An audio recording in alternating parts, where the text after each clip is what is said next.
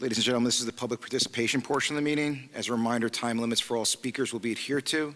There is no sharing or granting of speaking time to others. Speakers must be present when their name is called.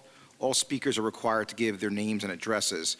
The public participation portion of the meeting is limited to 1 hour and 30 minutes. Examples of unacceptable behavior that are not permitted include but are not limited to naming district employees and engaging in personal attacks, slurs, excessive loudness, calling out, yelling, generally disruptive behavior, attempting to disrupt the meeting, or inciting others to do so. Public participation at board meetings is intended to allow individual members of the public the opportunity to address the board and administration on issues of public concern, not as a forum for two-way dialogue with board members.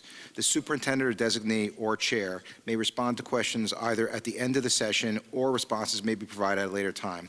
The superintendent, designee, or chair may interrupt any speaker or terminate any individual's privileges if the speaker's comments are disruptive or obscene. An individual may be cautioned that a personally directed statement may be slanderous or defaming, and the individual may be liable for his or her comments.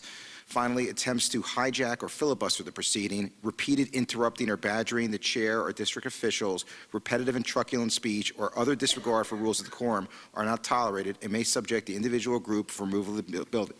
And if necessary, the meeting might be adjourned. Thank you.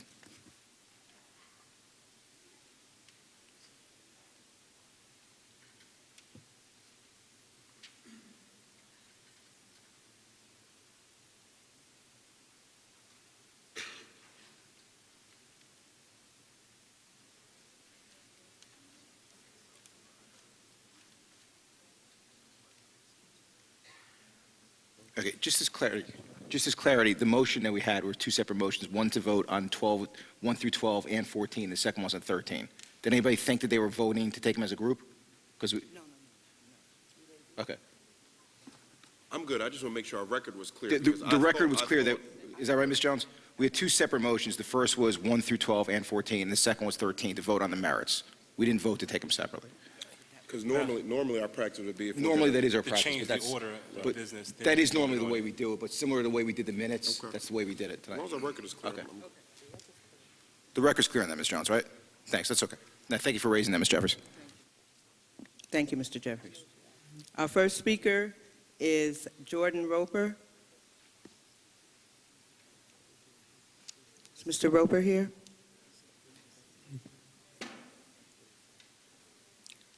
Deborah Smith Gregory.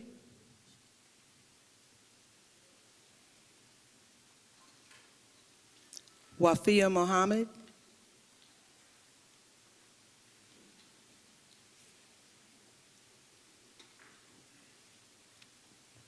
Wafia Mohammed, 273 Parsonage Road, Edison. With the name Allah, most gracious, most merciful, greetings of peace. Madam Chairperson, Baskerville Richardson, the Newark Public Schools Advisory Board, State Superintendent Cammie Anderson, good to see you. As the chairperson spearheading this effort, I'd like to thank you on behalf of the Muslim community for recognizing the seriousness of our request and responding to my many correspondences, both in a timely and professional fashion. At this time, I only have one request, and that is Newark Public Schools Advisory Board move forward with a resolution in support of Newark Public Schools closing for Eid al-Adha and Eid al-Fitr. Thank you. Thank you. Majida Shariah.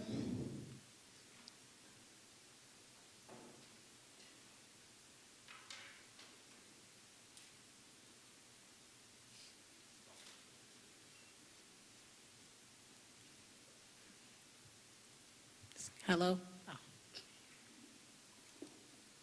Good evening. I also am here. Good evening, everyone.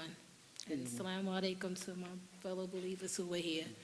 I'm also here in support of the schools closing for our religious holidays because as a former student of the Newark Public School System, it often would bother me that I would get marked absent for observing a religious holiday when my fellow classmates would have vacations surrounding theirs. So I think it would be important that we at least move forward with the motion to show that we can acknowledge those who are not Christian and those who are Muslim and have their holidays observed as well, because it shows some type of unity and understanding that everyone has their own particular religion that should be respected. So I think we should move forward with the motion as well. Thank you. Thank you. Anwar Smith.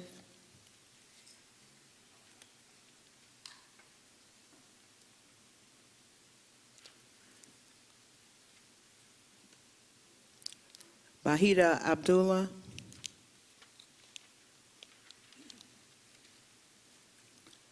Tariq Rahim.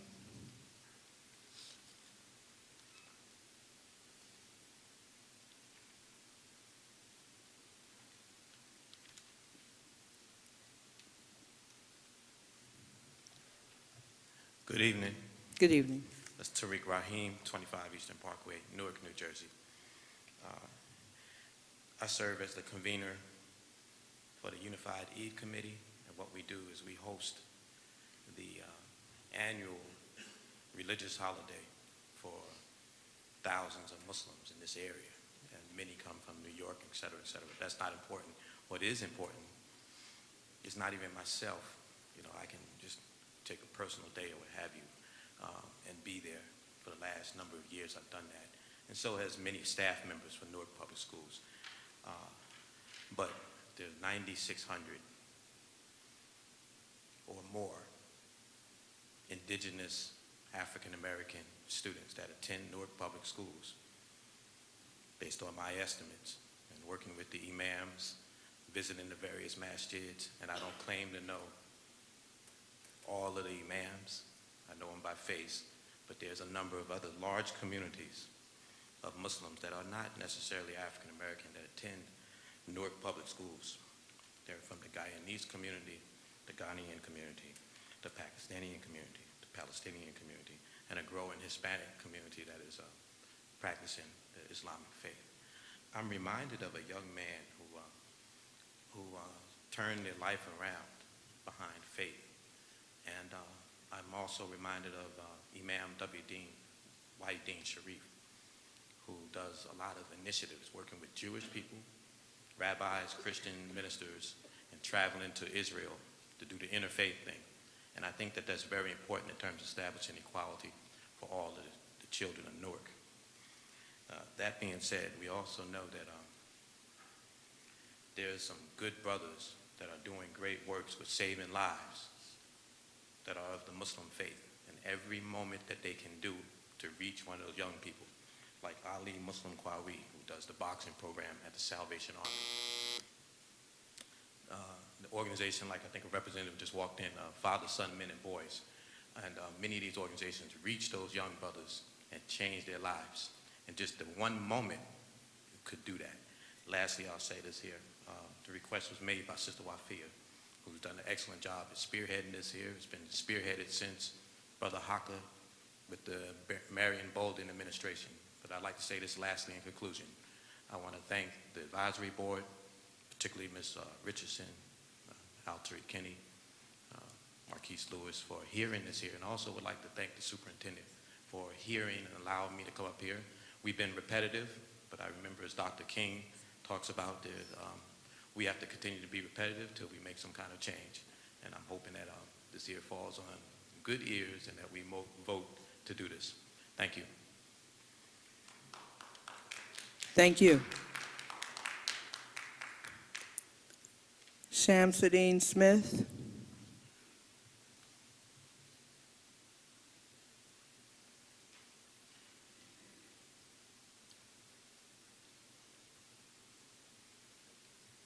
Bismillah. Shamsuddin Smith, 25 Magnolia Lane, Newark, New Jersey. Just want to say Bismillah. Peace be to the board, brothers and sisters. We as Muslims are dictated to do certain things. One of the things we are dictated to do by our Lord is to come together for Eid celebration as families, welcoming community, neighbors, friends, Christians, non-Muslims, all alike to celebrate in this joyous occasion for us. Now you see the state of our communities today. Anything that would bind them together is needed, is pleaded for. This is what we're asking the board to do, to give us an opportunity to come together, the families, the children, the fathers, the mothers, the uncles, the grandparents. Even the board is invited to come to the Eid celebration. There's no dictation, whereas you do not have to participate in this. As a Muslim, you are bound by this, and our community is bound by this. And we seek the help of the board in making this a possibility so that the children may participate in this. Thank you. Thank you.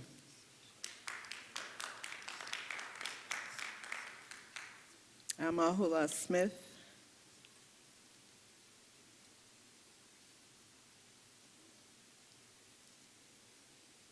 Anye Harris.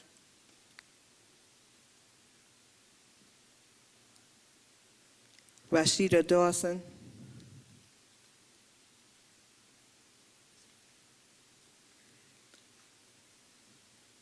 Jamal Mustafa. Imam Akbar Muhammad.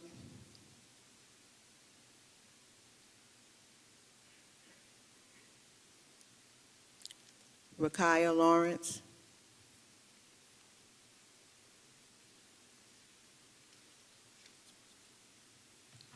Rakaya Lawrence, 250 Wainwright Street, Newark, New Jersey. Good evening to the Newark Public School Advisory Board members, and assalamu alaikum to my fellow brothers and sisters. As a parent, Good evening. As a parent and a sibling of Newark Public School students, I believe it is imperative for the Newark Public School system to recognize the two Islamic holidays, Eid al-Adha and Eid al-Fitr, because it is a respected religion just like Christianity and Judaism, etc. The Islamic community makes up a large portion of the Newark population. I also believe by recognizing the two holidays, it will give all individuals an insight on our Islamic beliefs and customs. It will show the positive aspects of our religion instead of the negative assumptions that are placed upon the Muslim community by outsiders. Thank you.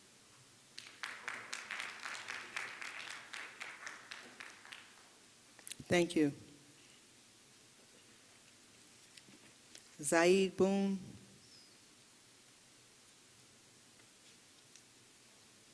Zamaya Abdullah.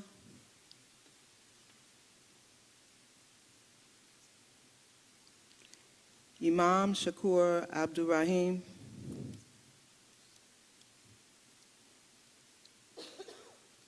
Safia Sharif.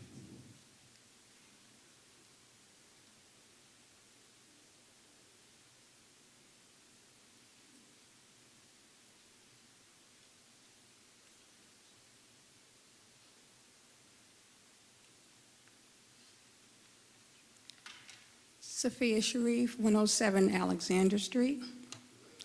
Assalamu alaikum, greetings, peace be upon you. What I found quite disturbing is that when I reached out to the district to ascertain some vital statistics on how many Muslim children and adults, including administrators, teachers, support staff, etc., were in the Newark Public Schools, that information was unavailable. So my question would be, how can an educational institution serving hundreds of thousands of children not know who they are, what they believe, how they live, their lives? Who is this human being that I'm responsible for helping develop? Our dilemma today is that technology is outdistancing our humanity, and this country is experiencing a spiritual devastation of its high morals, beliefs, and honored traditions that taught humanity by demonstrating respect, love, compassion, regardfulness, kindness. Our Eids are celebrations after very meaningful lessons are practiced and learned, such as constant devotion, restraint, patience, consideration, hunger, thirst, struggle, mindfulness, charity, etc. These celebrations or holidays are spent first in prayer and thankfulness to the Creator, And then families come together to show their love and appreciation for the children with gifts and games, families feasting and inviting non-Muslim family and friends to participate in a very happy and joyous day. The honorable request before you is long overdue and is most certainly just as deserving as the Christian and Jewish holidays that have been afforded the same recognition.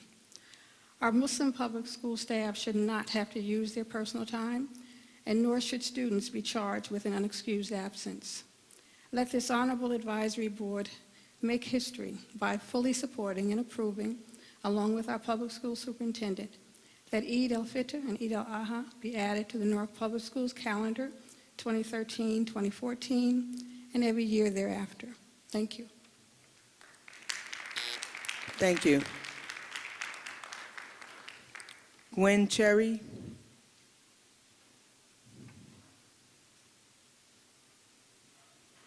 Antar Mateen.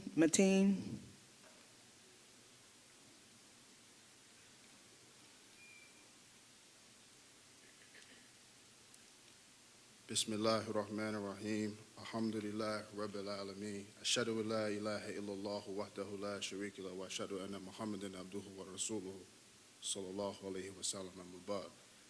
I bear witness that there is no God but Allah, and I bear witness that Muhammad is the last messenger. Dear believers, family, friends, advisory board, guests, I greet you in the humblest greeting of peace of Assalamu alaikum.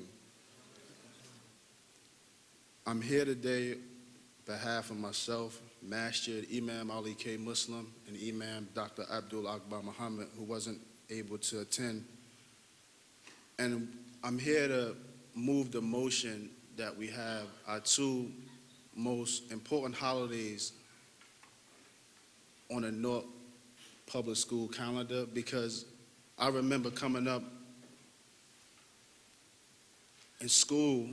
I didn't go to the public school, but I came up in the faith, in the Islamic faith, where I didn't have to worry about taking days off because it was in my curriculum already. But I understand the importance of what Sister Wafia is fighting for and how we should have those days off to recognize and to really understand the importance of having to celebrate the fast of Eid al-Adha and then Eid al-Fitr with the sacrifice is very important to us. Just like the other faiths had their important holidays, I'm not going to get into the religions, but I want to understand that if those holidays wasn't on that calendar, it'd be there within the next couple months, and we wouldn't have to go through a board. So all I'm saying is that we have to go ahead and move with it at your approval, because it's just showing that it's being disrespectful, in my opinion, that we can't honor it. I greet you all in peace, and I'm asking, not begging, I'm asking that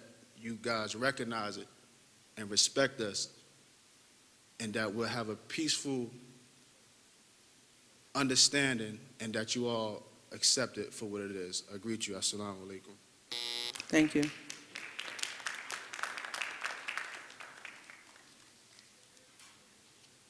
Next speaker, Lucius Jones.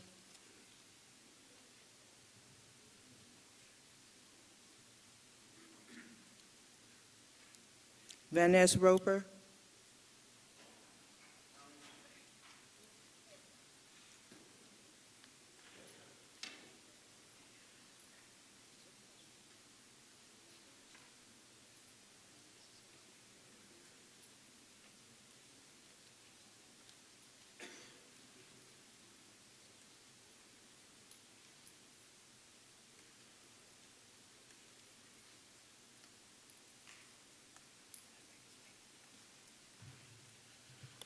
I would also like to say my daughter, Jordan, was scheduled to testify, and she is here to testify before you guys, so I hope you will give her an opportunity to present her case to you guys. One of the things that I'm here to talk to you guys about today.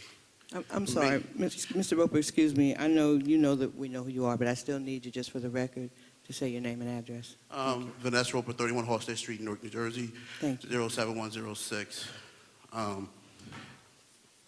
Is to talk to you guys about community relations. Now, about 10 to 15, 20 years now, we've been having a problem with community relations and with parental involvement. And it is my opinion that parental involvement is necessary, is needed, and it should be mandatory as far as I'm concerned. Community relations have not did their job. You have community relations working with token parents who have paid monies to take care of their families' tuition to go to college out of PTA money. I reported to the district. District does nothing. You have nothing but scandals with parent organizations. 80% of them in Newark Public Schools and that's under Essex County PTA or New Jersey PTA is not even complying. And we have nothing but a bunch of fraud. Now it has come to my attention that you have community relations playing a role in of a president's removal because guess what? They really don't want parental involvement. Now I'm asking, and I have nothing but the respect for the principal of the two schools that I'm going to ask. And if I'm not telling the truth, then prove me wrong and present your records. I'm asking the district to investigate Science Park PTA records, financial reports. I'm also asking for Quitman's report. And this has nothing to do with the principal. It's the people that have been running their organizations and have ran these organizations underground and have paid, and we have parents, so-called volunteers, paying for their children to go to colleges or paying their tuitions, also paying to take their children on tours with PTA money. This is not personal. And I've asked the district to do some things. Oh, that's a parent problem. And what does community relations do? You're talking and dealing with the same people that are teaching these people how to run parent organizations underground. Now, now listen, I have the NJPTA president saying that we don't need clergy in our building. Now that done started a fight that has not escalated yet. Now, I've been talking with other clergy and there will be more coming to the table. Does Newark Public Schools support parental involvement or do you not? Or you're just gonna have a bunch of token so-called directors and personnel running around here saying we want parental involvement and you know that the civil service list controls your parent liaison list. So where do we get parental involvement? So I'm asking for these investigations. If I'm a liar, then open up your records and let the truth be known that there's been embezzling going on, not only at Alexander Street School, but at the other school that I named also.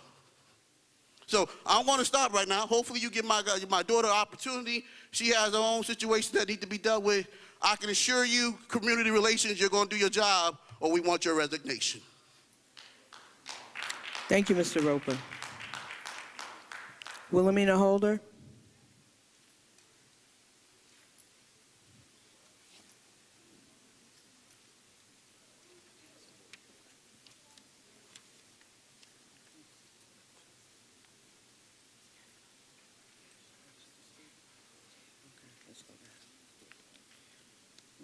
Excuse me, board. Is Jordan here now? Excuse me. Yes, sir. My name is not Wilhelmina.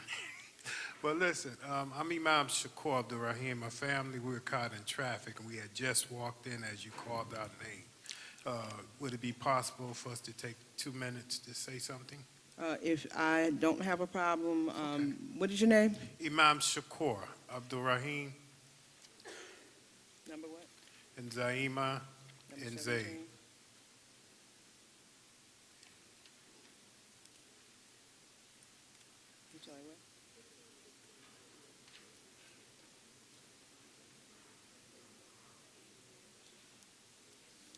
If you don't mind, the appropriate thing for me to do would be to Yes, call you at the end of the list. Sure. Thank you so much. Sure. Is Jordan here?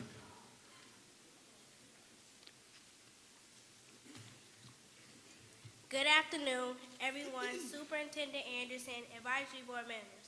My name is Jordan Roper. Today I'm here to talk to you about Alexander Street School.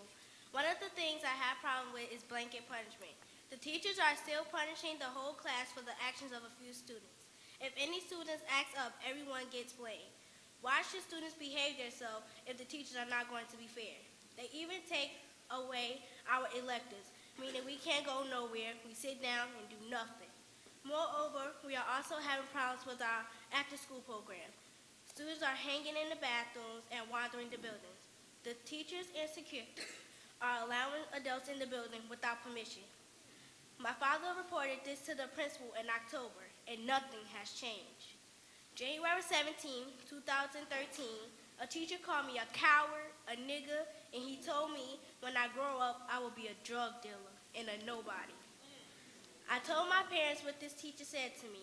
I tried to contact the principal by phone, and she haven't returned their phone call yet. I told my father this is disrespectful, and this is how they talk to us at Alexander Street School.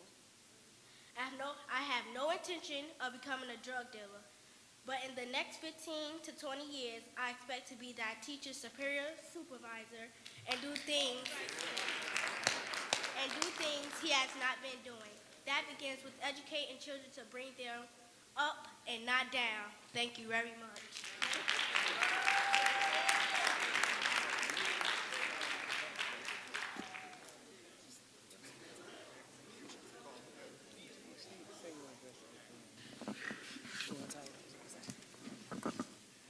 Good evening, Wilmina Holder. Sorry, one moment, moment, just a sorry, I minute, apologize. Ms. Holder. Jordan, just wanted to let you know that the assistant superintendent that supervises Alexander is present, and I'm certain he would be happy to speak to you afterwards to ensure we follow up in a timely fashion.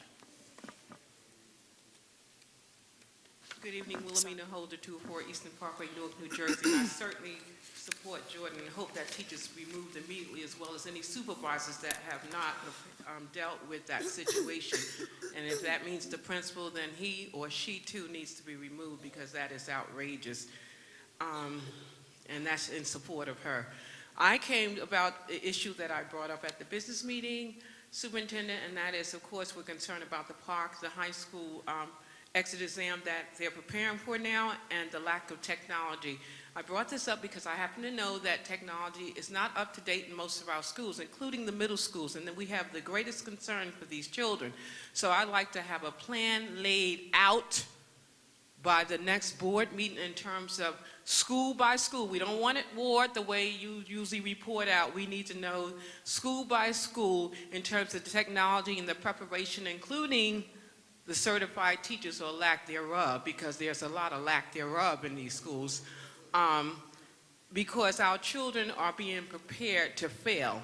And I can see the train wreck. We don't have to wait for this. We don't need experts to come in. We don't need any more paid consultants who can't find their way down to 2 Cedar Street from this school. We need some data that needs to be shared with the board members as well as the general public and the parents, because this is where we can help you. But by the lack of information and the fact that you don't share the information with the board members, and you don't respond to the public, and you don't respond to the parents, we need this information now, or perhaps we need a change of administration, because our children are being set up to fail. I know, and you cannot tell me that our schools are prepared technology. I read the report by the, and one reason we didn't get the Race to the Top funds is because they doubted the capacity of the district to comply with some of the things that you indicated that were going to happen in the timely fashion. We don't have a lot of time to play with our children's lives, at least all my grandchildren, so therefore I'm requesting that the board demand a response from you to be shared in a public forum like this, school by school, ward by ward, in terms of the technology starting in the elementary school all the way through the high school and the teacher preparation. Thank you. Thank you, Ms. Holder. Lyndon Brown.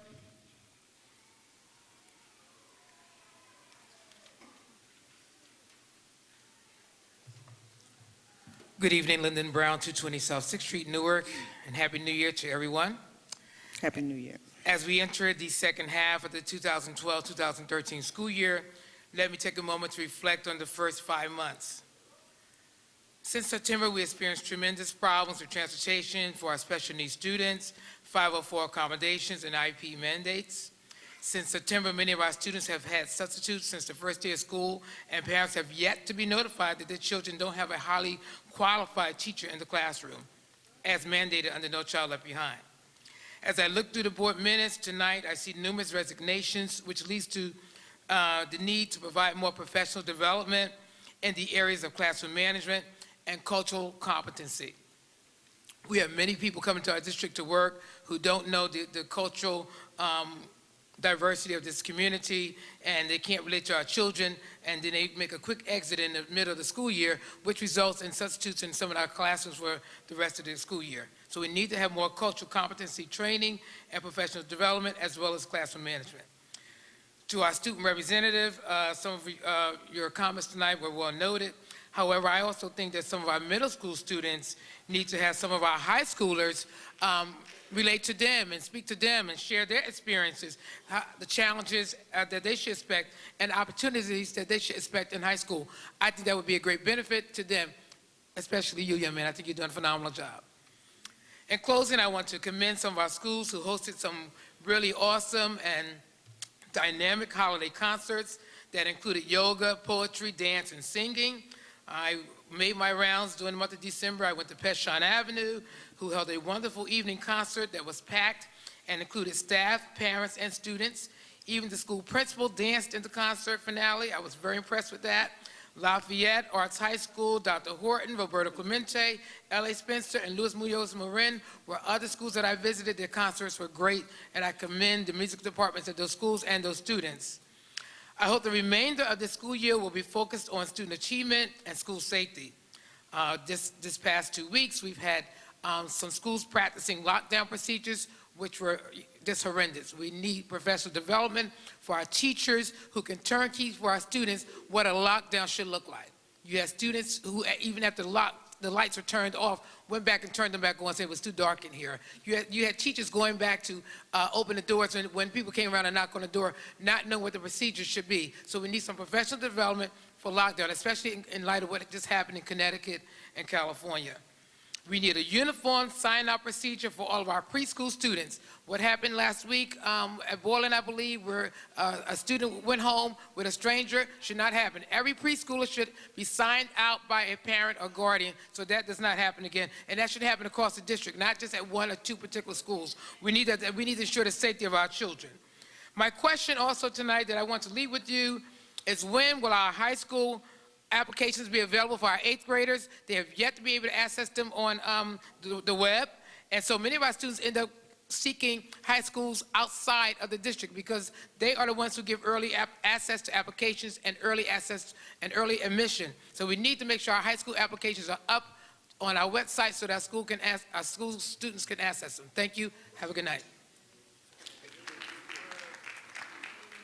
Thank you, Mr. Brown.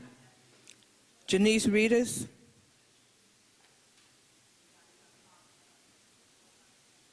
Sean Williamson.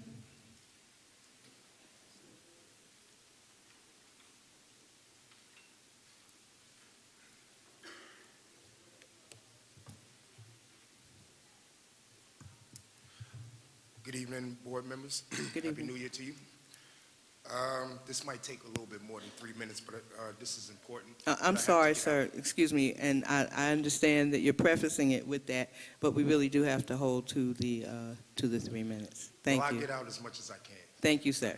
Sean Williamson, 56 South 14th Street, Newark, New Jersey. First off, in order of the Islamic community, that should be a process that should be moved on, because if everybody else can have their holidays, they should have the respect of their holidays also. Also, in regards to the situation about these schools, what the point that I'm trying to say is that if y'all going to be closing down public schools and blending these students together, which is a very hard thing to do, we should have a system in place where we shouldn't have to fire a principal in the middle of the school year. We should have things in place at the beginning of September, so we don't have substitute teachers quitting, leaving. This is unorganized, and that's not fair to our children. And y'all saying that y'all want to help out, the parents, and we are here to help you, the ones that are available, but y'all have no access to let us know what's going on. My daughter didn't have a teacher for 2 months, and I was not notified at all until it was report card time. And I don't think that's fair to me. I'm on the PTA right now for the 13th Avenue School, and this is my first year, and I've been dealing with y'all since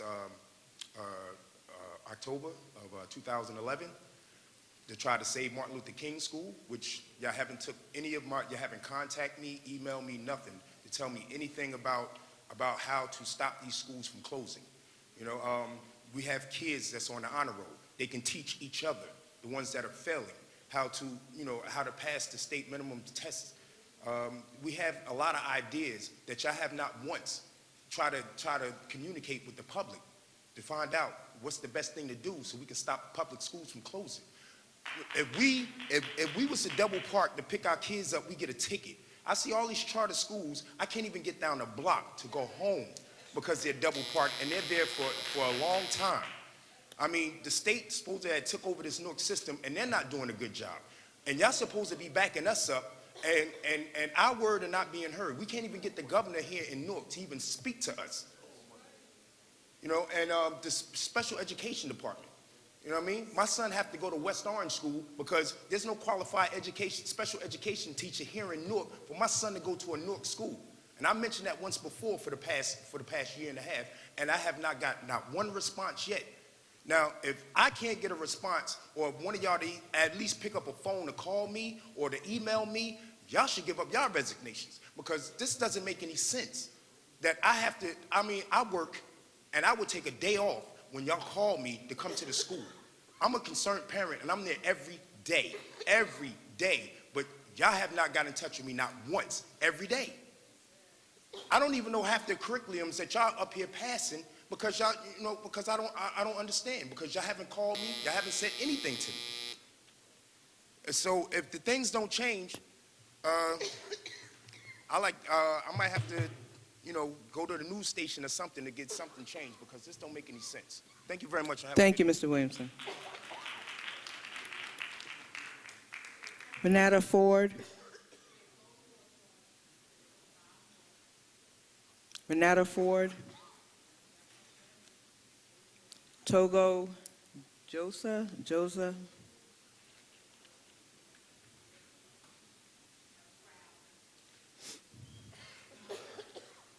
Good evening. Good evening. My name is Togo Josa. I live in 1302 9th Street, Norway, New Jersey. I barely painted for 13 years. I'm married. Mr. Lisa, he have the same problem with me. You want to see if I can step up with him? He got limited English. He can explain. Yes, you may. I'm the next one after him. So you're going to assist him, is what you're saying? I'm going to assist him. We're going together. We have the same situation. I'm sorry. Medina. Okay, but it's actually separate speaking time, so if you're saying the same thing, actually you could just speak, or if you need to assist him, you can do that and then you speak. Just speak. Just go for both. That's fine. Okay. My name is David Medina, 178 Hudson Street, Newark, New Jersey. We've both been working at the Board of Education for 13 years as a per diem painters. The past 2 years, we've been facing a lot of problems with our new acting supervisor painters that he's been pushing us on the side. You know, we are hardworking guys. Every year, every summer, we're hard to get the schools ready for the kids and safe and clean.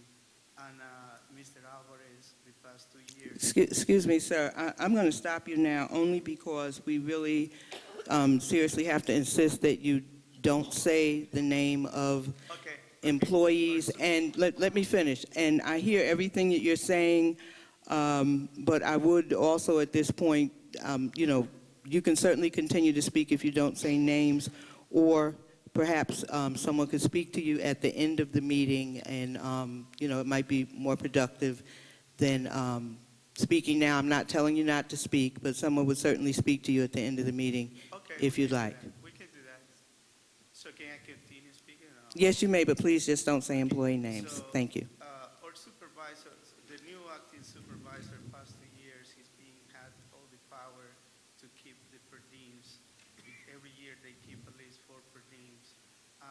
Lately, these past 2 years, he's been pushing us on the sides and bringing his friends in with less experience, less skills than us, and you know, it's not fair to us that we've been working here for so many years and doing such a good job for the board. And, you know, we really care what we do. what Mr. Alvarez, the supervisor is really get us out. So, and also because we work with African Americans, permanent workers, the supervisor is very concerned that he had a division with the department, that he doesn't like a group of workers, and also as we've been labeled as Cocolo lovers, which mean black lovers. So,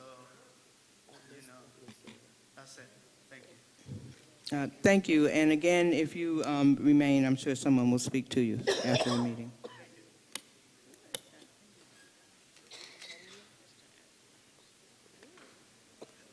Next speaker, Mark Willis.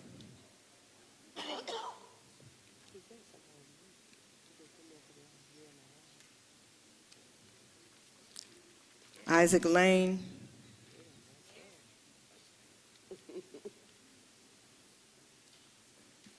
Donnell McKay.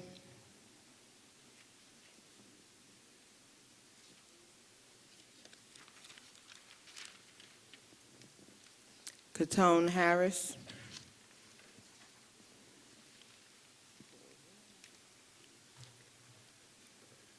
Good evening. My name is Katone Harris. I live at 10A Roosevelt Avenue, Carteret, New Jersey. I'd like to say good evening to Superintendent Cami Anderson, board members, Good evening. colleagues, and community.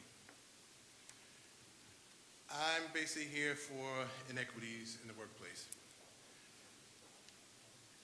My name, I've worked with Newark Public Schools Facilities Department for the past 18 years. During my 18 years of service here, past practice has taught me that seniority was always the format in which the district went by when promotional opportunities from within became available in the facilities department. Here's my concern. A little over 2 years ago, the paint foreman became vacant. Paint foreman position became vacant, excuse me. I'm a little nervous. Customarily, when this happens, the vacancy is usually rotated among the top two to three candidates, so long as each of them has a work history here at NPS in good standing. Right now, I share as the top senior painter throughout the district, along with another fellow coworker. With this said, here is just a quick snapshot of what my accomplishments and highlights during my 18 years of service. I have a long-term work history in good standing. I have the customary seniority required for the position of paint foreman selection. I have my bachelor's degree in management. I'm just a thesis away from my master's in organizational leadership. I successfully filled in as building manager for the South region on more than one occasion. I have successfully filled in for building manager for the East region. Before I go on any further, I'd just like to conclude. I also successfully filled in as supervisor of trades in the South region. I have also been honored from the previous superintendent, Dr. Clifford B. Janey, for the work I've done here in the district. I also supervised 24-man painting crew for the preparation and arrival of President Bill Clinton, musical artist Mariah Carey, and musical artist India Arie. I'm going to stop my highlights there. What I'm here to ask the board tonight is, with all that, I want to go one step further. Yet I haven't even filled in as the paint foreman that is the vacant for the past 2.5 years in the district. I was told that this would happen, but this never materialized. Unfortunately, there has been several co-workers of mine who have filled in this position on more than one occasion. However, I'm just seeking basically an equal opportunity to be provided with that same type of experience. I have more, but time is. Thank you. Thank you very much. Harrison Hogue. Bismillah. Assalamu alaikum. First, I would like to state that I'm in agreement with them adding the 2 holidays on. And Harrison Hogue, 34 Daston Avenue, Newark, New Jersey. I'd like to start the same thing with inequities in facilities management. I'll start by saying that employers' written policy are derived from notions of due process and fundamental fairness. That is, an employee is entitled to the notice in writing in the rules and regulations of the workplace. The same employee is entitled to have such policies not only communicated in writing, but also enforced in a consistent and clear fashion by management. And I would like to say that selective enforcement creates disparaging treatment. Some of the managers and supervisors in facilities, by their own admissions, fail to document even the most significant events in the workplace. Likewise, some managers and supervisors, by their own admissions, have stated in the past that they receive virtually no training as to the state and federal laws they expected to follow in the workplace, such as collective bargaining agreements. So what we have is a system where managers are promoted to the positions in place with no substantive training of any type in regard to management, supervision, or employment laws that they're bound to follow. They have no knowledge of virtually any anti-discrimination laws. And like I would like to say for some of the coworkers that work with us over the years, people are handpicked to stay, and it's not fair, and it causes oppression, and it separates the workplace. And part of being in management is having team players and being able to work together as a team. And we have supervisors that has no knowledge of it, and by showing favoritism, it's creating a disparagement about us as employees. They have no type of, what you call experience or training in dispute resolutions or anything. And my next thing, basically getting upon about the written policies is, I'm requesting a copy of the, what you call it, nepotism or conflict of interest policy that the district has. I would also like a copy of the attendance and the tardiness policy. And I also would like to, if there exists, I would like a copy of the Cronus policy. And I want to speak about the Cronus policy in general because we have a Cronus system that was put in, I think, by Mr. Janey to document and monitor employees coming in and out in tardiness and lateness. But what we have here is a system where we have managers who have authorization to manipulate the Cronus system, and if they're tardy, they just simply change it or add a comment meaning forgot to scan, unable to scan, excused by administrator, and basically it's a theft of time. And they selectively enforce who they want to charge with these charges, meaning if you're not in their team, if you're not in their plan, and that's theft of time. That's bigger than that, because like I said, I study law a little. I'm not but I know it's wages and means departments that can handle that, and they have all kinds of federal funds. When you get funds and you're getting it, they're supposed to be applied applicably. And I reached out numerous times and tried to reach that. I even tried to reach out to Mr. Anderson. Ms. Anderson, I sent something to contact super. I haven't gotten any response. I sent something to, I went through the affirmative action, and it was, what you call, thrown to the side. And I just want this to be approached because it's unfair.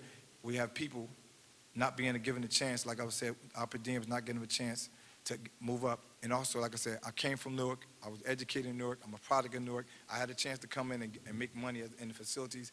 And while they're disparaging them, they're also disparaging all the youth in the community too as well, but not giving them a chance to equally apply for jobs instead of going to college or joining the Army. They should be able to join facilities also. That's it. Thank you. Mary Jo Kelly.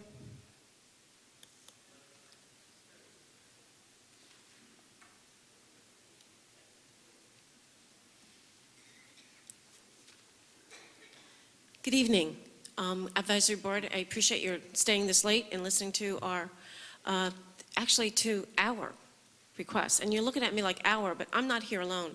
Up there I have some parents. I had 2 parents that left because they had to do a condolence call. These are not the same parents that went to the last advisory meeting, and they're not the same parents that came to the CPAC. So what's going on? Well, we at Bruce Street really, really need a parent liaison. Their position is not filled. Bruce Street School, the parent liaison needs to relay information, not just between the school and the parents, but between the parents and the school. We teach our children sign language. We need to teach our parents to communicate with them. This job has fallen onto the parent liaison, and in the past that has been done very, very successfully. So it is very imperative that the parent liaison be able to communicate fluently in sign language, not only to sign with their students, but also to sign with several of the parents who are deaf. Aren't these parents who are deaf required to be served? And right now they are not. Bruce Street School students come from all over the city.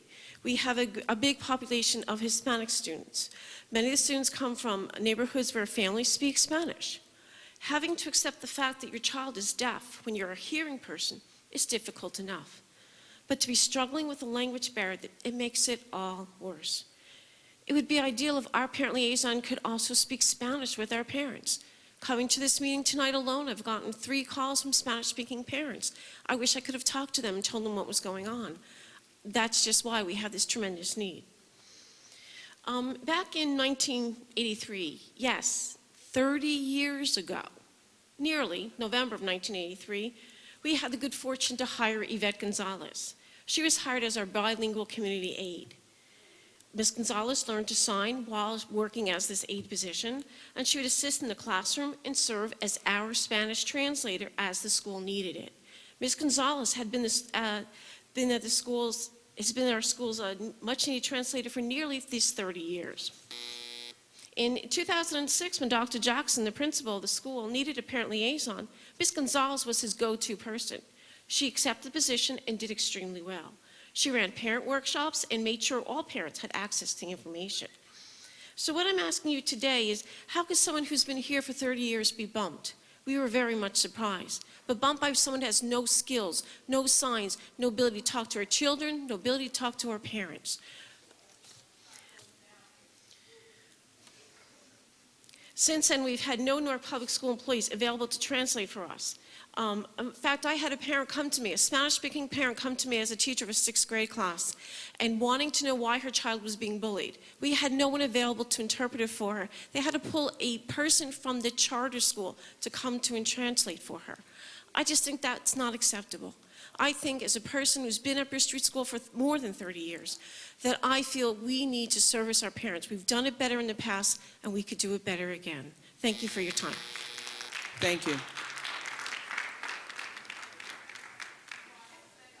Dan Denos.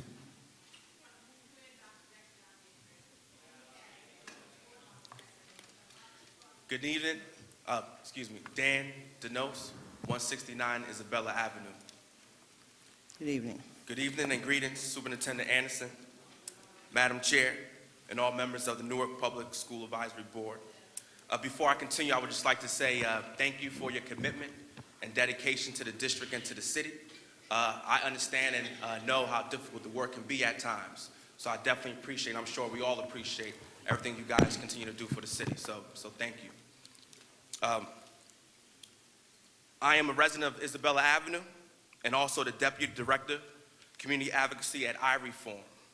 iReform is an education advocacy organization whose commitment is to establish a community where parents, students, and community stakeholders partner together in one purpose: substantial and sustainable improvement of student outcomes for Newark school children. We are rooted in the belief that education transforms lives, families, and communities. It is a privilege that I do what I do. I love my job. I love the fact I'm able to speak to my fellow brothers and sisters within the community regarding education, but not just a regular education, but a world-class education, where we become local citizens as well as global citizens. With that being said, on Wednesday, January 30th, 2013, iReform, in collaboration with the Seton Hall Law Center for Social Justice and Education Law Center, will host a community workshop to educate parents and community members on the legal rights of students with disabilities. The workshop will discuss support services that may be available and how parents can effectively advocate for their children with special needs. In the spirit of iReform's mission, our workshop will provide information on a process for identifying special education services for children who may require them, as well as the district's responsibility to evaluate and implement services for these students. By way of a settlement of a recent class action lawsuit, Many Newark parents will have additional rights to compensatory special education services. Through this important collaboration, our organizations are trying to raise awareness to ensure that these critical services remain available in our community. You all are invited. The community workshop will be held at 13th Avenue School in Newark at 359 13th Avenue. Also, the next day, the 31st, Lyndon Brown will be hosting an event similar, providing families with their rights on advocating for students with special education services.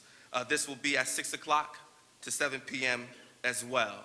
Thank you all again, and together in service. Thank you. Thank you. Next speaker, Leonard Anton Kirkell Wheeler.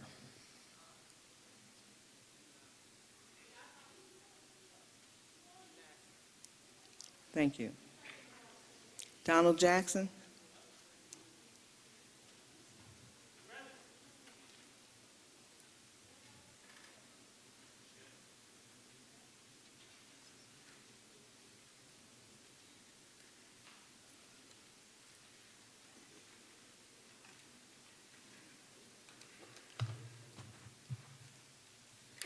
Donald Jackson, 79 Tracy Avenue, Newark, New Jersey, 07108. Yet again. Happy New Year to all. Happy New Year to everyone on the board. Happy New Year. Happy New Year, Superintendent. And as I say that, since the new year, we were saddened with the death of a West Side student, yet again taken too soon. And tonight, I just want to talk about our journey for justice that's going to be happening on the 29th. For those of you who don't know, and I'm going to keep this part brief, I, along with Ms. Sharon Smith and our organization here, filed a complaint against Newark Public Schools concerning the discrimination against students, particularly African American and Latino, and particularly special needs, with the closing of the schools, and absolutely no community output. Because obviously no one in Newark is getting the message. Obviously no one in Newark who's elected or paid to do what they're supposed to do is listening. So now, yet again, we have to take channels not only outside this city, but outside this state to our nation's capital. Today, this afternoon, I got a phone call about a disturbance that happened at Westside High School where several persons were assaulted. I'm still awaiting details, but Westside High School is out of control. Not only myself, but others for the past few months have come to this board and expressed to you the dire, stressful, and crazy situations at Westside High School. Fights. We had a student lost his life. When will this board get involved? Yet again, insanity. I believe I'm insane because I come to this mic every month, tell you the issues, tell you the problems. You guys look at me like I'm crazy. You say, thank you, next speaker, and it falls on dead ears. I'm beating a horse to death. Ariana, it's good to see you on this board. Hopefully we can do some positive things, not only this school year, but next school year. You know, those of you up on the board that's doing your thing, y'all know who you are, but those who aren't, know who you are. You know who I'm talking to. It's time for you to get proactive. We need to stop trying to worry about running for mayor. We need to stop trying to worry about running for senator. We need to stop trying to worry about running for president. And we need to take care of Newark Public Schools. This is ridiculous. It's ridiculous. Every month, someone's coming to this board. Bruce Street, school for the deaf, no parent liaison. Are you serious? They had to get somebody from the charter school? Are we serious? Newark Public Schools, are we serious? This is a joke. This is a joke. It is unbelievable. This district is a joke, and it's unbelievable, and it's time for somebody to do some work. So yet again, I'll be in D.C. with Ms. Sharon Smith, a few other members from our organization, and a few organizations across the country to talk to the Department of Justice and the Department of Education to get some work done in this city. Thank you. Thank you. Veronica Williamson.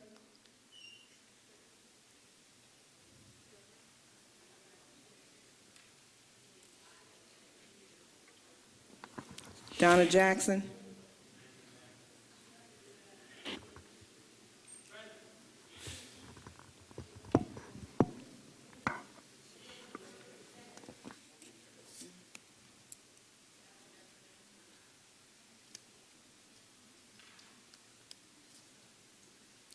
Ms. Jackson, before you start speaking, I just want to say something I said before you came in, and I know you don't like this kind of recognition, and you're going to say that you're just doing what you do, but I did basically just want to give you recognition for what was brought to my attention about the help that you gave to the family of Raheem Neal in their time of need. So, you know, I think that you do a lot. And, you know, people don't know some of the things that you do, so I just wanted to give you your kudos this evening. I appreciate that. Ms. Anderson, I do appreciate your office at least facilitating those calls so that we could get the information to the necessary people. Unfortunately, we will have to coordinate something. Ms. Morrow needs to meet with me to understand the demands of this community.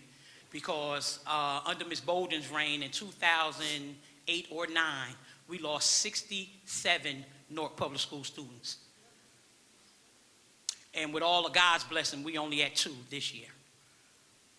But it's tragic when it happens. Don't want to point any one finger at any one person. However, when we can avoid some situations, we need to. We had a very rude awakening with Mr. Francois' family, the student from Barringer, and unfortunately, Mr. Neal had to happen, and we need to pay some extra attention at Westside. And before I get into that, I just want to say 2 other things.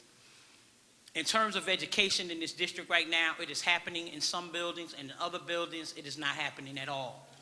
It unfortunately is not happening in other buildings because we have hired staff, teachers in particular, who are not sensitive to the urban needs. And you have to be sensitive to the urban needs to come into this community.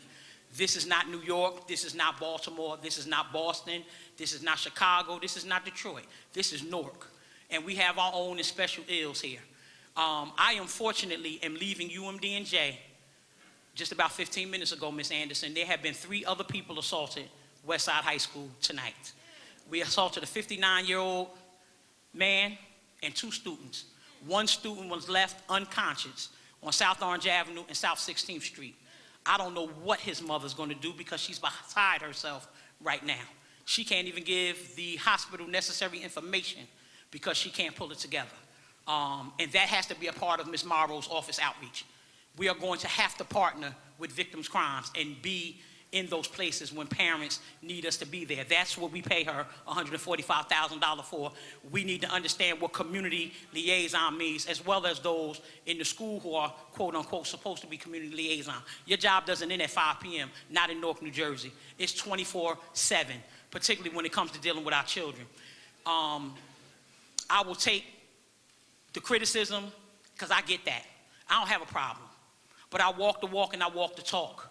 And I do the job that's necessary. I come to this mic because I have to for my community. But I do the work that I have to do because I love these children, the good, the bad, and the ones in between. Now, those children today that assaulted these young people, that assaulted this young man, need to be dealt with. And unfortunately, your staff at Westside High School doesn't understand that. My mother teaches there. And 2 months ago, I said, if something happens to my mother, it'd be the worst day for Newark Public Schools ever. Because I will stand in front of Westside High School with the press every day until something is done.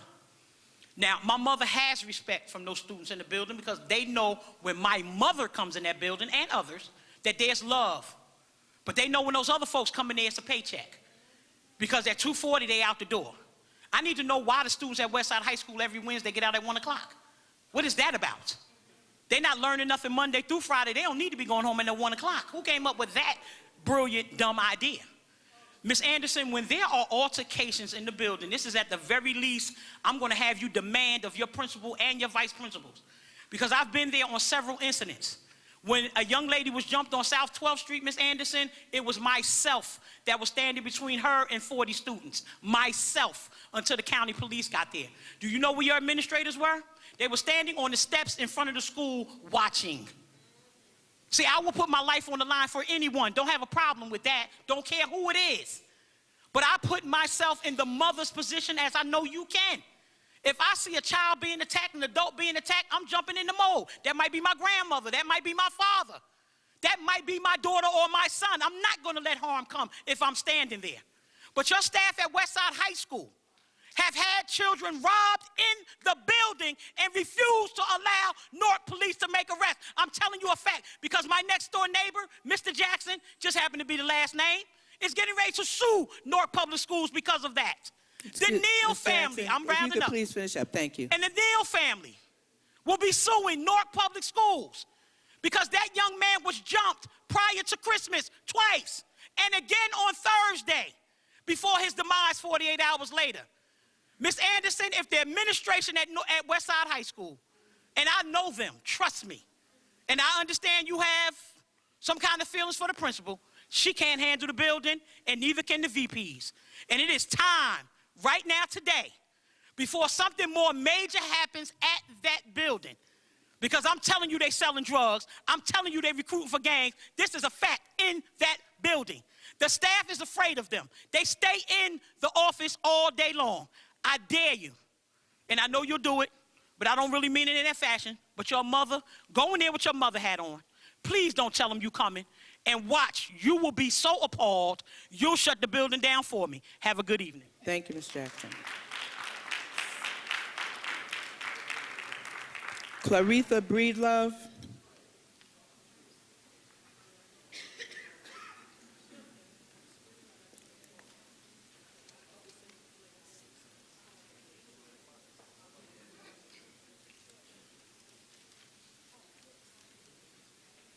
Claretha Breedlove, 405 Littleton Avenue, Newark, 07103. Good evening, all. Good evening. I'm a parent of a student at the Bruce Street School here in Newark. Not too long ago, I held a position at a medical facility in Livingston. The position was that one of a very significant one. I worked in a department called the Speech and Hearing / Craniofacial Department. My position was patient liaison. My job responsibility was to coordinate communications between patients and insurance providers in an effort to help patients attain and maximize their insurance benefits and meeting their medical needs.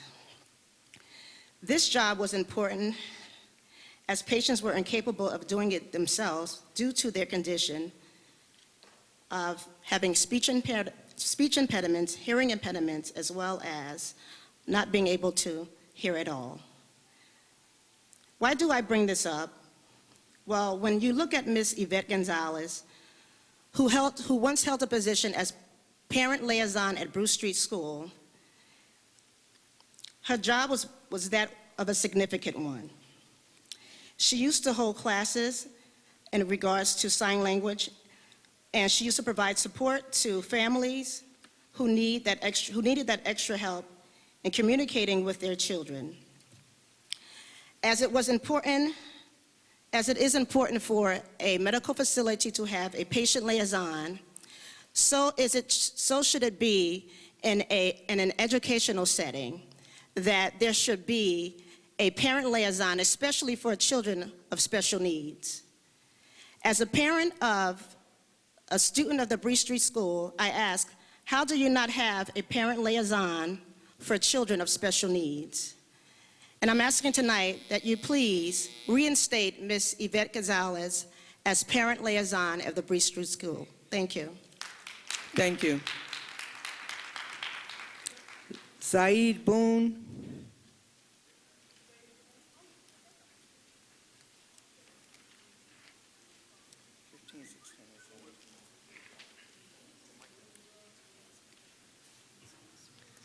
My name is Zaid,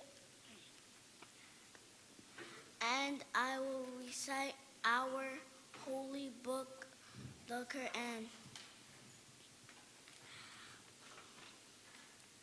أعوذ بالله من الشيطان الرجيم بسم الله الرحمن الرحيم الحمد لله رب العالمين الرحمن الرحيم مالك يوم الدين إياك نعبد وإياك نستعين اهدنا الصراط المستقيم صراط الذين أنعمت عليهم غير المحبوب عليهم ولا الضالين آمين.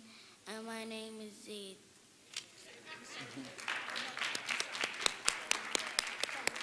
Good evening, sir.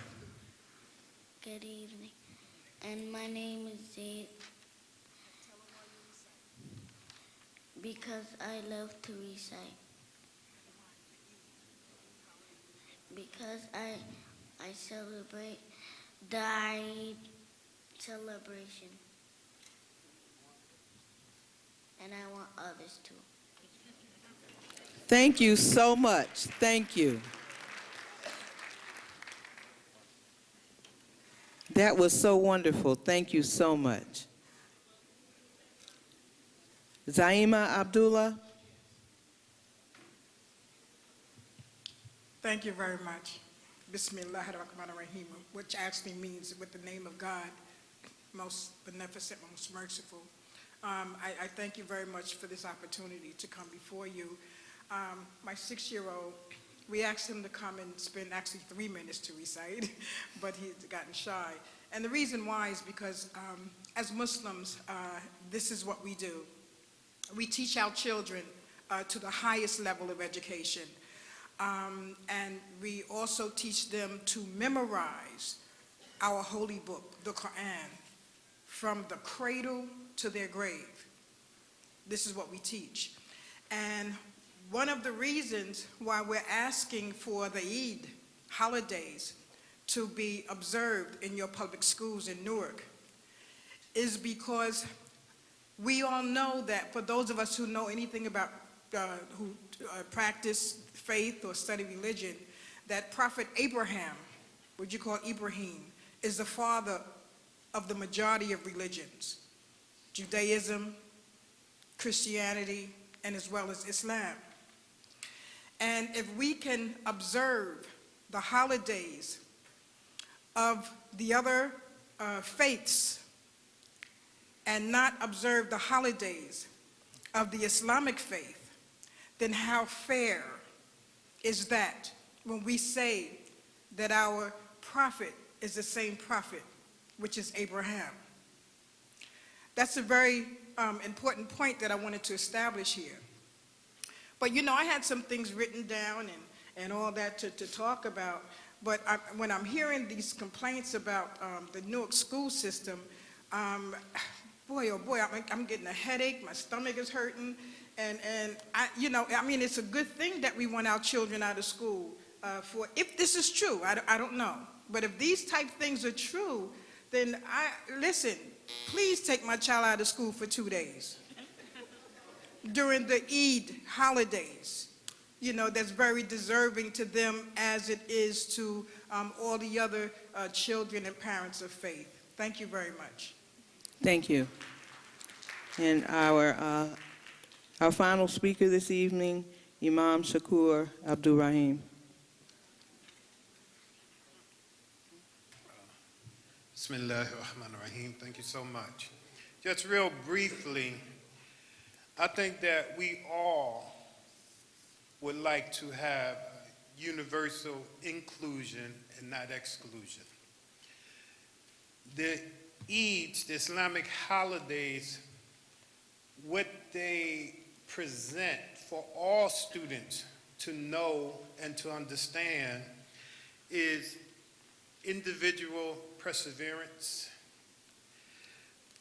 community activity and involvement, sharing, sacrifice, obeying parents, communication between parent or parents and child, fairness, justice. These are all-inclusive principles within the Eid al-Fitr as well as Eid al-Adha. And it would be a great learning experience for all students, regardless of their faith. These are, again, basic universal principles that we, as mature adults, should want to see our youth attain, develop, and have instilled in them.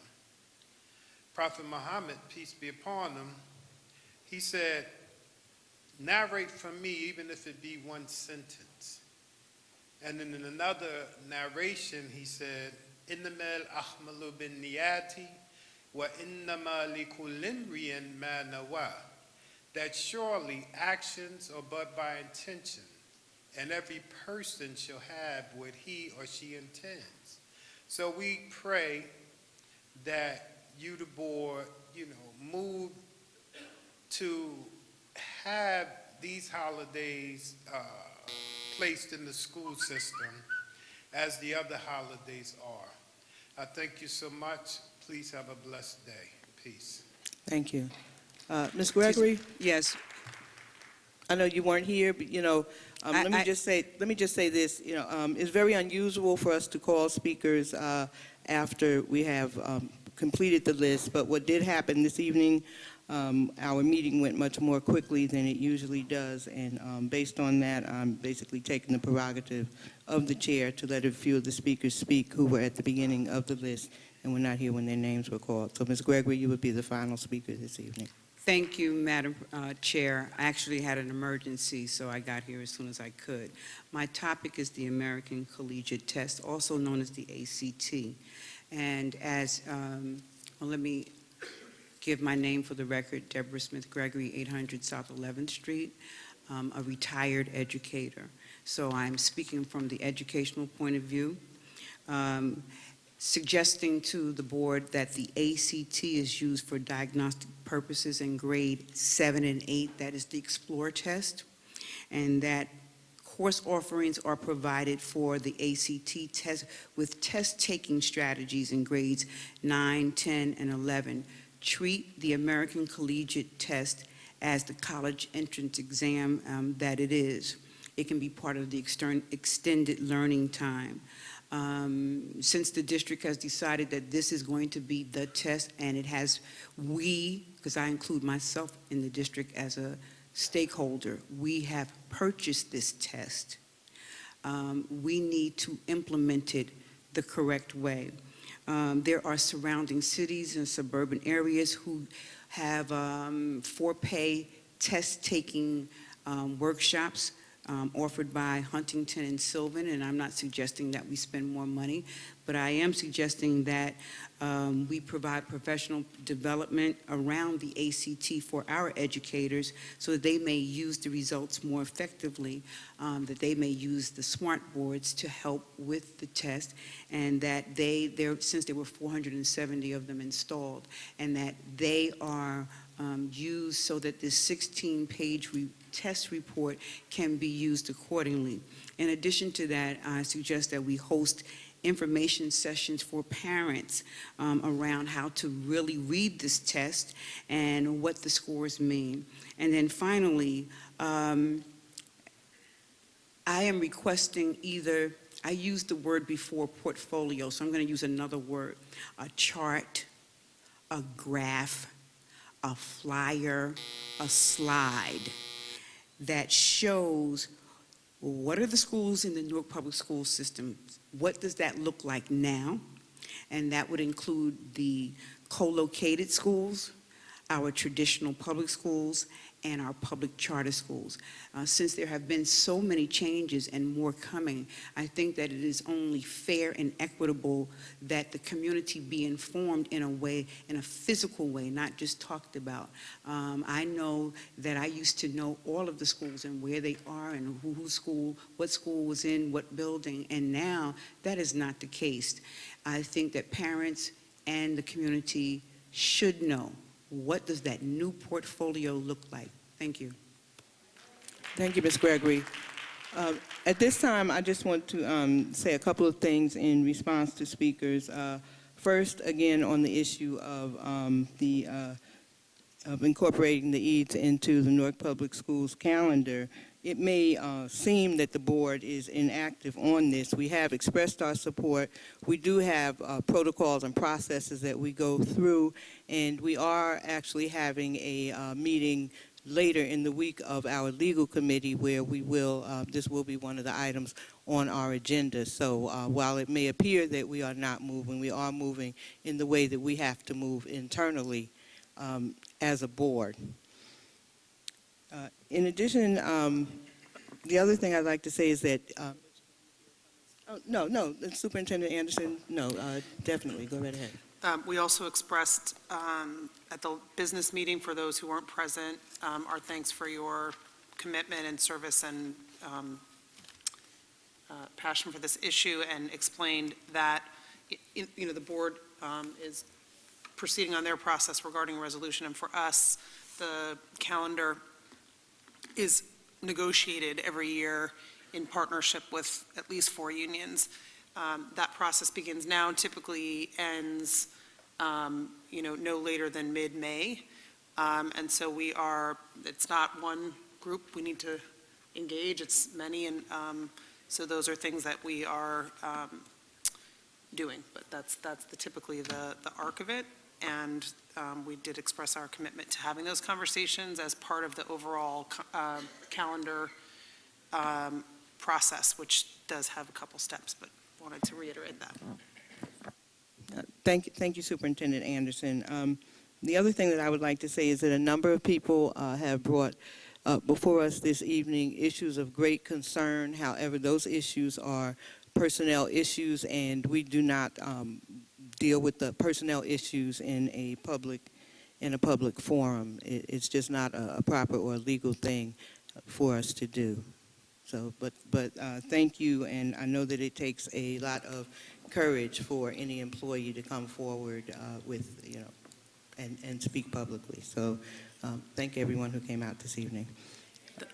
On that point as well, if you don't mind, Madam Chair, and we certainly will follow up, and as the chair points out and is stated at the beginning of these meetings, there are very particular specific legal pieces that we must uphold on personnel, and we will follow up.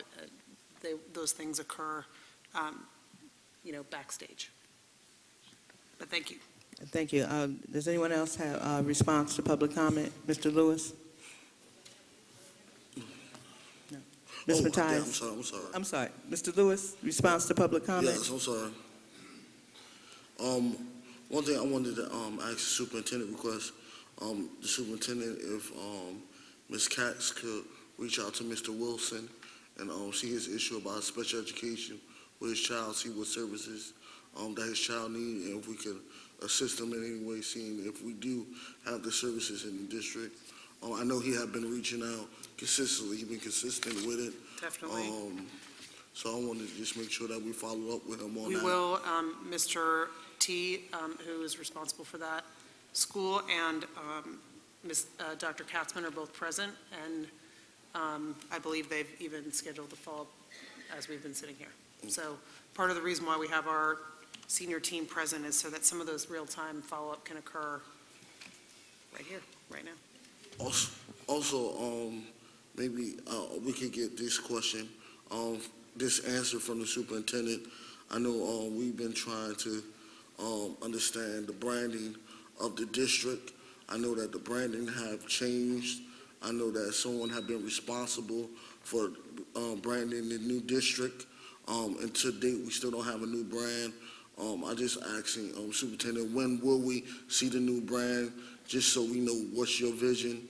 I know it's not you who's responsible for doing the branding, but I know it's you that could put the fire under the person to make sure the branding is done.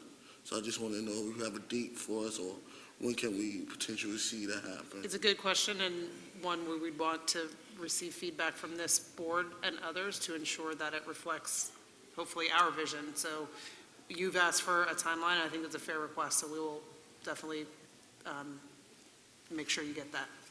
I also wanted to. Mr. Lewis, I'm sorry, is this in response to, because we're not on old and new business yet, so is this in response to public participation? Yes, 'cause, also Mr. Linda Brown brought up the high school applications. I wanted just to echo and agree with Mr. Brown.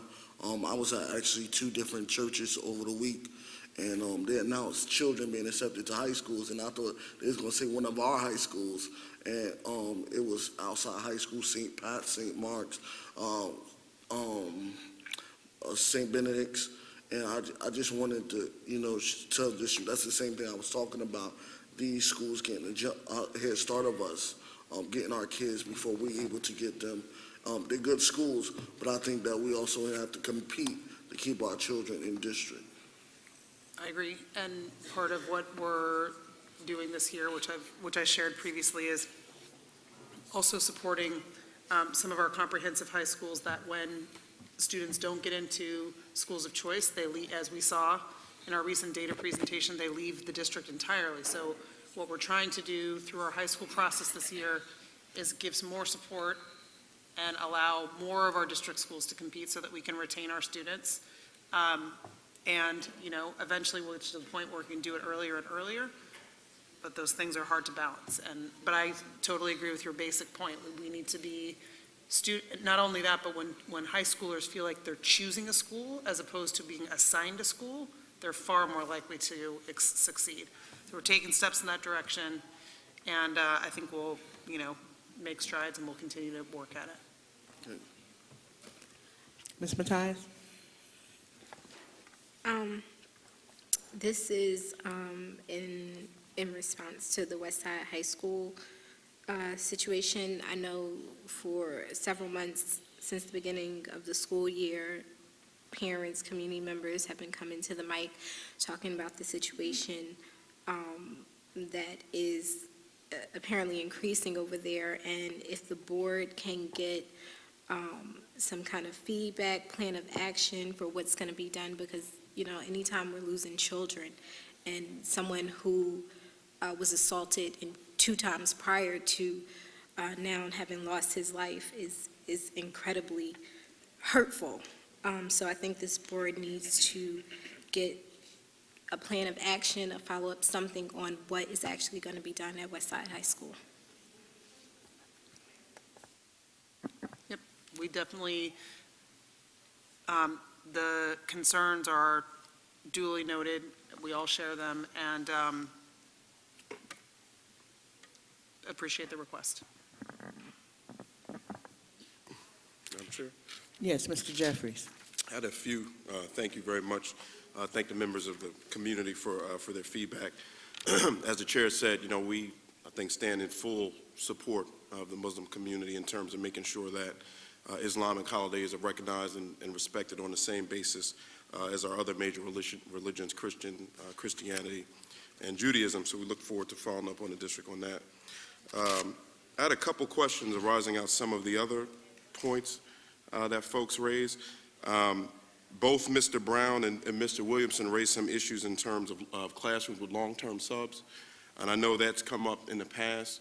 I think it'd be great if the board can get an update from the district on that, the extent to which we have classrooms with long-term subs, which is, I know, something the district is working very hard to make sure we have a highly qualified, certified teacher in every classroom.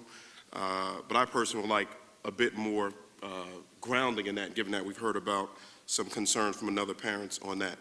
Mr. Mr. Brown also raised a very important issue in terms of a preschool kid being released to somebody who wasn't their parent.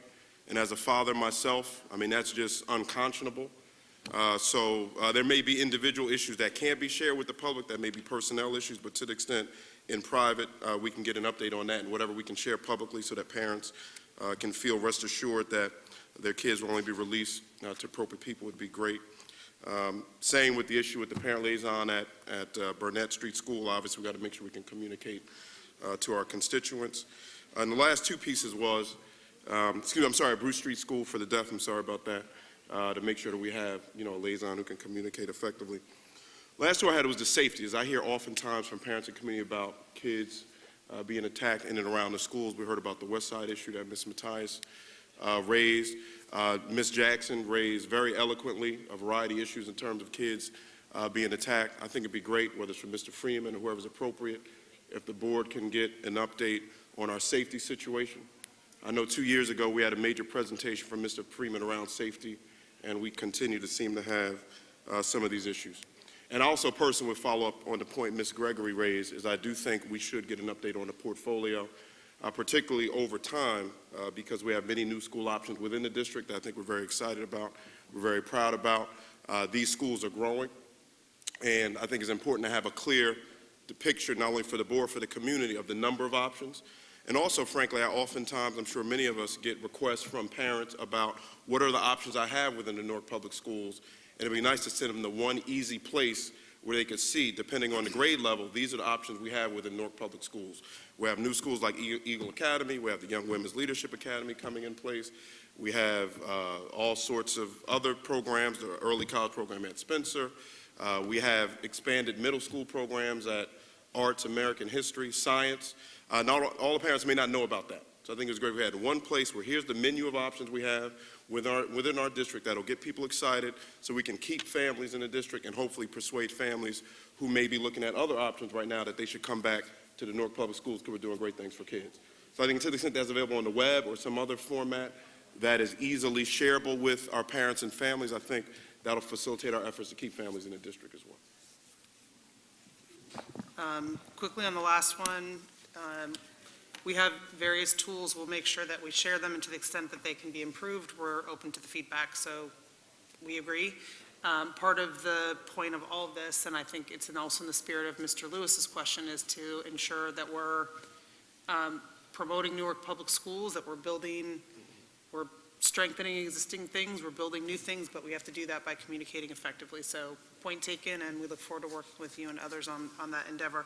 On the safety issue, not a problem. I think now would be a very appropriate time in light of everything happening nationally and some local issues to have an updated presentation. I think it would be an important piece. The data on long-term subs, we can get that to you. I'm happy to say that it's down as compared to other years, but there are certain schools that have higher percentages than we would want to be in place, and that's something that we have to hold our principals accountable for. As far as the liaison at Bruce Street School, we totally agree. Obviously, we need to have an appropriate liaison there. There are some challenges regarding civil service that we need to overcome, but we're very committed to doing so because you have to meet the needs of the unique student population. Right. So clearly we need to address that. It's not as easy as it might seem. Right. Thank you. Mm-hmm. Mr. Kenny? Madam Chair, there was a recommendation that was offered by Ms. Deborah Smith-Gregory, and I know we talked about this earlier when we were bringing ACT into the district about two things. One is the ACT being a diagnostic, as well as giving us an opportunity to get ahead of test taking and providing our young people with test taking prep. I think that's something that we need to really investigate and look into, actually implement. If young people in our district are using that test to apply to school, it's only in our best interest to make sure that we actually provide them the tools to make sure that they are competing with all the students throughout the country in terms of them receiving prep and prep tools. They should receive prep tools as well. The second thing is regarding, to build on to Shavar's point regarding providing options throughout the district, and also to build on what Dr. McQuarrie said at the business meeting about on-time, at-time, updated information regarding the charter schools that are entering our district, that we're leasing space to, what type of rubric do we create in order for us to get an idea of where they are, because there was one concern where there was a school that began this year, terminated their principal the same year it opened, and find themselves having a lot of students being transferred out, and we just want to get an idea if we're going to give them options and opportunities to expand. We want to know, are they meeting the mandates that you outlined within the lease agreement that you outlined in the beginning? So So that's number 2. And the third one, and I know you wrote some information down regarding the issue regarding the parent, the student being called all types of vulgar words at the school level. Please investigate that. But also, I also made some observations as well. Attending basketball games, attending some of the events throughout the district, I have noticed that staff, whether there are security guards, maintenance workers, using the N-word too liberally, and whether it's a memo or something that needs to be sent out to our staff to make sure that needs to be corrected. Please send a memo out as well. Excuse me, Mr. Kenny, that is not only a personnel issue, which I think, demands a different kind of conversation, not at the board meeting, because that's what you're saying is very serious and a very serious personnel issue. So if that's something that could be substantiated, I think it's an entirely different conversation. Sure.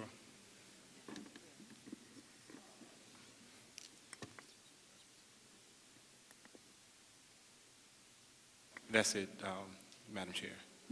Thank you. May we now move to old and new business?